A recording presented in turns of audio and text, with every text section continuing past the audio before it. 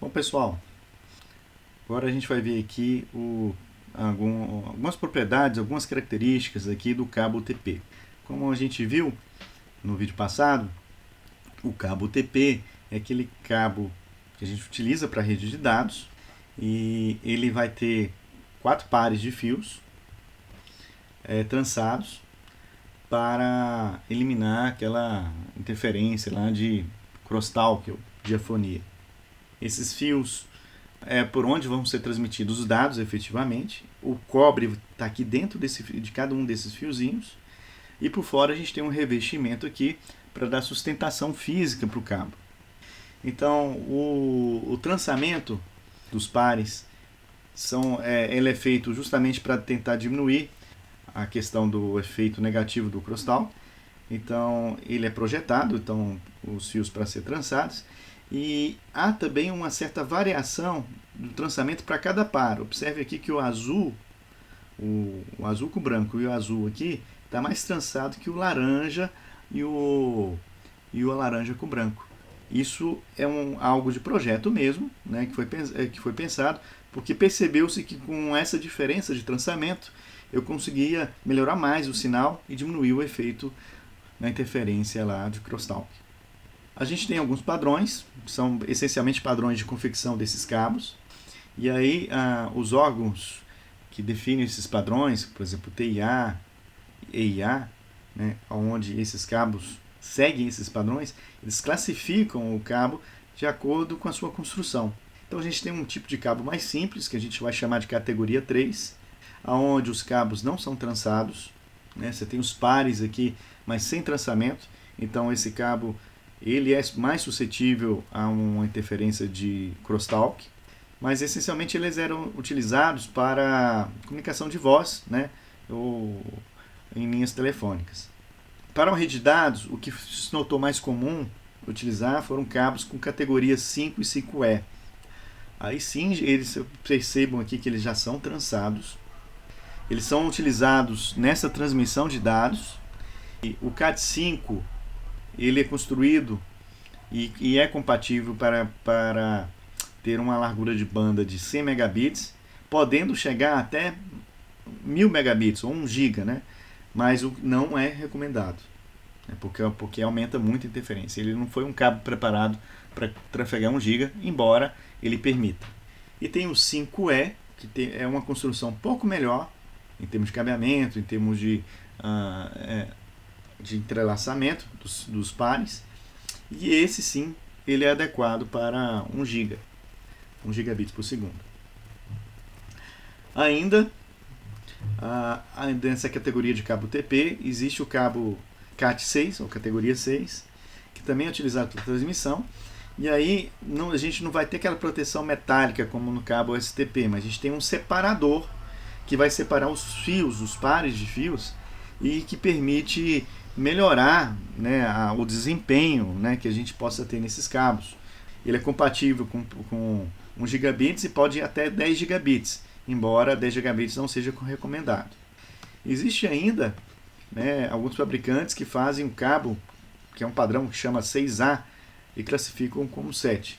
Na verdade aqui, gente, a gente vai vendo que cada tempo mais, à medida que passa, eles vão melhorando os padrões, reduzindo essas interferências e conseguindo aumentar, né, a taxa de dados, né, a largura de banda que é transmitida em cada um desses cabos.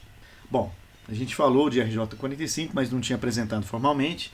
Esse carinha aqui é o conector RJ45 que nós colocamos nas extremidades do cabo para a gente conectar nas interfaces de rede, seja o computador ou qualquer outro equipamento. Então esse plug aqui é o plug conhecido como RJ45. Ele é comum tanto para cabos UTP como para cabos STP também. Aqui a gente tem um exemplo de um plug como se fosse uma tomadinha, onde a gente coloca, encaixa o conector mesmo. A gente chama esse aqui de um plug fêmea, RJ45, e aqui é o plug macho. Um cuidado que a gente tem que ter, porque nessas terminações o conector, essa conexão tem que estar boa, né? Tal como nessa figura, né? A gente tem que pegar cada parzinho de fio, levar até o final nessa parte dourada aqui, que essa parte dourada é o que vai perfurar o fio, né, e fazer a conexão com o cobre que está dentro do fio. Então cada partezinha tem que estar bem aqui nessa parte dourada, cada fiozinho, e não assim, né? Porque assim isso vai com certeza prejudicar, né, a comunicação. Outra coisa que eu chamo a atenção é que tem essa parte do conector que ele se prende ao meu revestimento externo, que dá sustentação.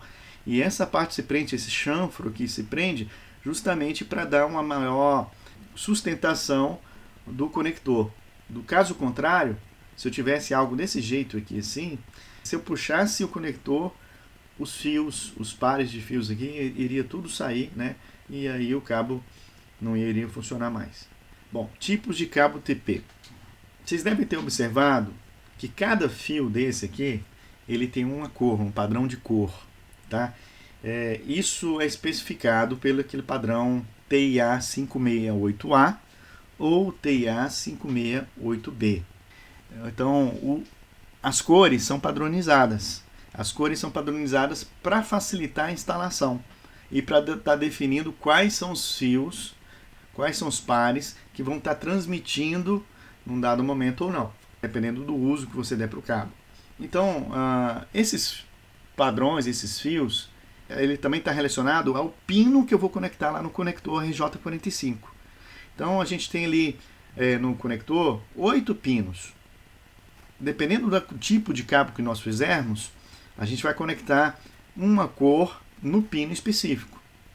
Por exemplo, no padrão T568A, no primeiro pino, a gente vai colocar a cor verde e branco. No segundo pino, a cor verde. No terceiro pino, branco, laranja. No quarto pino, azul. No quinto pino, branco, azul. No sexto pino, laranja. No sétimo pino, branco, marrom. E no oitavo pino, marrom. Esse é o padrão T568A. O padrão T568B é similar, mas ele inverte onde tiver laranja com verde. Vocês observem aqui que aqui no T568A, o pino 1 era branco-verde. Aqui no T568B, o pino 1 vai ser branco-laranja. O pino 2 no T568A era verde. O pino 2 no T568B vai ser laranja. E assim por diante. Ele faz uma inversão. Mas por que a gente tem esses dois padrões? Por que não poderia ser um padrão só? Vou dar um exemplo simples, né? Por exemplo, um telefone com barbante. E vamos pensar que nesse telefone com barbante, eu tenho dois telefones. Porque a gente sabe que com um telefone só, se eu tiver só um telefoninho com barbante e eu estiver falando, o meu destino só vai poder ouvir, né? Porque ele não consegue ouvir e falar ao mesmo tempo se eu estiver falando. Então eu tenho dois para que em um eu fale e o outro lado escute. Pelo outro telefone eu escuto enquanto o outro lado fale. Observem que a gente tem que combinar para que de um lado, quando estiver o telefone que eu estiver falando, do outro lado ele está ouvindo. E vice-versa. Ou seja, a gente tem que ter uma certa inversão do uso, né? Enquanto de um lado está ouvindo, o outro lado vai estar falando. Aqui para a gente, aqui na rede computador, a gente poderia traduzir em questão de pinos. Então, se eu tenho dois equipamentos iguais, por exemplo, se eu tenho dois switches iguais, a pinagem deles vai ser igual, por padrão. E tendo pinagens iguais, de alguma forma, eu vou ter que estar invertendo os cabos, né, os fios, de tal forma que, se no pino 1 o switch estiver falando, esse pino 1 tem que estar ligado no pino 2 para o outro switch escutar. E vice-versa, né? Porque no pino lá do outro lado, o pino 1 seria o pino do outro switch falar. E aqui desse outro lado, o pino 2 seria de escutar. Então tem que estar fazendo isso.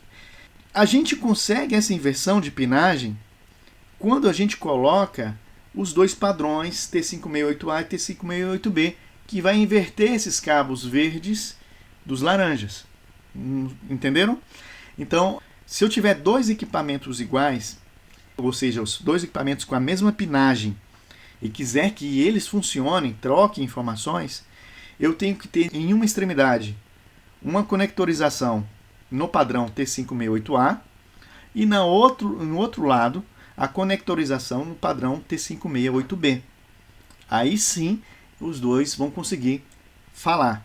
Caso contrário, se eu tivesse as duas terminações com o mesmo padrão, devido a essa questão de pinagem, os dois lados não conseguiriam falar, porque ficaria os dois fios conectados na parte que fala. Então, se eu estou falando ao mesmo tempo que outra pessoa, eu não vou ouvir. Então, mais ou menos essa ideia. Então, aí já tem algo bem intuitivo, né? Se eu tenho, então, dois equipamentos iguais, por exemplo, se eu tenho um computador que eu quero ligar em rede com outro computador direto, eu tenho que ter um cabo com as duas extremidades diferentes nesses dois padrões. Uma extremidade que vai utilizar o padrão de cor T568A e o outro lado com o padrão T568B. Esse tipo de cabo, onde a gente coloca dois padrões diferentes, uma extremidade T568A e outra T568B, a gente chama de cabo Ethernet cruzado. Ele vai conectar equipamentos iguais, né? Por exemplo, conecta dois hosts, ou conecta dois switches, ou um roteador com roteador. O cabo direto, gente, é um cabo onde os dois lados, os dois conectores, vão ter o mesmo padrão. Por exemplo, numa extremidade eu tenho T568A, na outra também eu tenho T568A. Ou, se eu não quiser utilizar esse padrão T568A, numa extremidade eu tenho T568B e na outra extremidade também tenho T568B. A ideia do Ethernet direto é que as duas extremidades tenham o mesmo padrão, sejam iguais. E aí, como que eu utilizo isso aí na prática? O switch, só para vocês entenderem, ele é um equipamento que foi feito para ligar computadores. Então, quando eles fizeram o switch, a pinagem dos switches, eles já fizeram a pinagem invertida em relação a um computador. De tal forma que, se eu tiver um cabo direto, Ethernet direto, que tem as duas extremidades iguais, com o mesmo padrão de cores, ele vai funcionar. Entendeu? Né? Então, se eu for ligar um computador a um switch, um host a um switch, ele só precisa do cabo direto. O roteador, ele se comporta como um computador, no ponto de vista que ele foi feito para ligar no switch. Então, o roteador e o switch, nessa interligação entre os dois, apesar dos dois serem equipamentos intermediários, eles vão utilizar também cabo Ethernet direto. No entanto, se eu ligar um computador a um roteador, como eles têm a mesma pinagem, aí sim eu precisaria também de um cabo Ethernet cruzado. Ok, pessoal? Temos ainda um outro cabo, é um cabo chamado de rollover. É um cabo que é proprietário da Cisco, tá? Ele vem normalmente com equipamento. É um cabo que é utilizado para conectar naquela porta console, que a gente viu, a gente estudou, aquela porta para configuração inicial do equipamento. E é um cabo que tem uma construção à parte, não segue esse padrão T568A nem T568B. Uma vez que a gente pega e constrói os cabos, a gente tem que testar, né? E a gente tem que ver o mapa de fios para ver se aquelas cores estão na pinagem correta. A gente tem que verificar o comprimento do cabo, se ele atende às especificações, né? Porque esses padrões eles definem o tamanho máximo do comprimento de um cabo, o máximo que ele pode ter. A gente também testa a perda do sinal devido à atenuação. Tá? O que é isso? Então, numa extremidade a gente manda um sinal. Esse sinal vai percorrer o cabo, mas naturalmente ali tem uma resistência que vai diminuindo a intensidade, vai diminuindo a força desse sinal. É como se eu estivesse num lugar e desse um grito. Próximo ali da minha origem, o grito é forte, mas na medida que a gente distancia, ele vai perdendo a força, até chegar no ponto que a gente não consegue ouvir nada. Então, isso seria equivalente a essa perda do sinal devido à atenuação. Né? Seria esse enfraquecimento do sinal, né, devido ao atravessar um cabo que tem uma certa resistência. E também a gente verificar os níveis de interferência de diafonia, de conversa cruzada, né, de crosstalk. Isso é recomendável que a gente pegue, depois que a gente confeccione o cabo, né, que a gente faça a conectorização, a gente faça esses testes. E aí, aqui a gente fecha essa parte de cabo UTP, tem esses exercícios aí para brincar com os padrões T568A e T568B, e eu continuo no próximo vídeo.